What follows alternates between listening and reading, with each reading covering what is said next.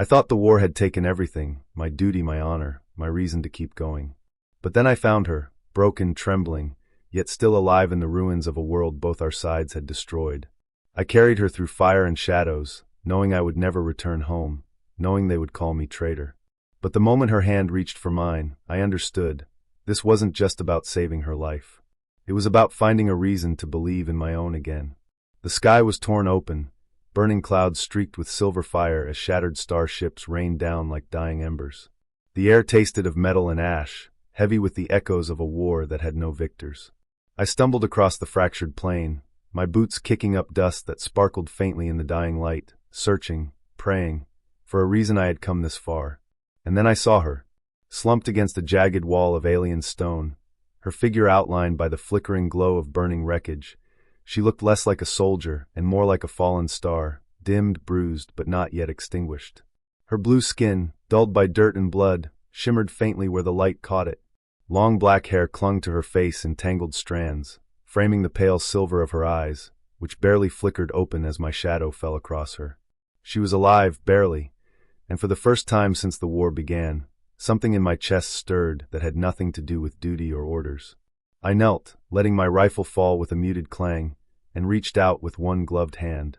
She flinched at the motion, breath catching, but didn't retreat, too exhausted or perhaps too willing to take the chance. Her left hand rested awkwardly on her lap, swollen and twisted from restraints that had cut deep into flesh. I hovered my palm just above hers, not daring to make contact until I saw the faintest nod, hesitant, trembling, but real. I whispered softly, "I'm here. I won't leave you behind." The last time I'd seen her, she wasn't like this. She had stood tall, even as a captive, eyes unwavering as the officers debated her fate. And then she had spoken, not to beg, not to plead, but to ask me one question. "Do you believe I deserve to exist?" I hadn't answered then, but my hesitation had been enough to mark me. Enough to plant the seed of this moment, here, in the ruins of everything. I retrieved a med patch from my pack and began wrapping her injured hand, slow and careful. She hissed softly at the contact, but her eyes never left mine. They shimmered, not with trust, not yet, but with something raw, like the memory of hope. Why would you come back?" she asked finally, voice hoarse, each word sounding like it cost her strength she didn't have. I secured the bandage, smoothing it gently over her glowing skin, and said, "Because somewhere in all this death and ash, I remembered I'm supposed to be more than a soldier." Above us, the sky roared, engines of warships cutting through clouds, distant flashes marking battles we had no time to watch. I slid one arm beneath her knees, the other supporting her back, and lifted her carefully. She gasped a soft, sharp sound, and instinctively clung to my neck with her good arm, her trembling frame pressed against my armor. Her horns, elegant and curved, caught the dying light as we moved through the ruin-strewn field.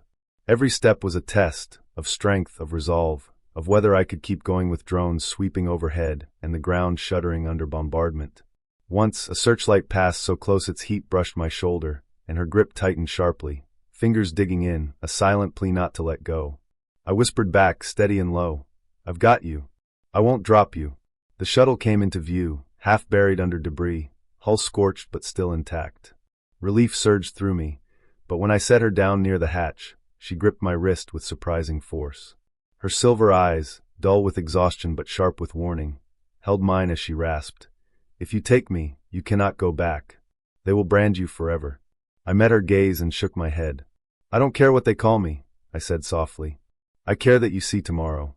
Her lips parted, but no words came, just a faint tremor of disbelief.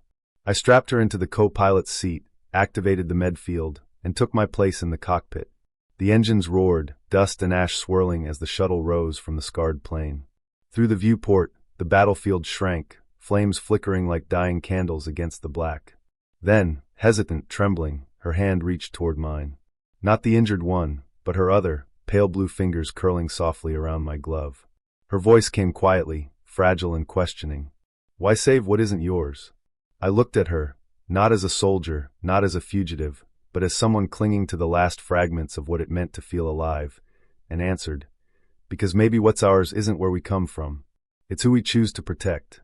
Her eyes softened, barely but enough. And as the stars unfolded before us, endless and cold, I felt something stir in both of us. Not trust, not yet, but the first fragile spark of something stronger than survival. A reason to believe. A reason to live.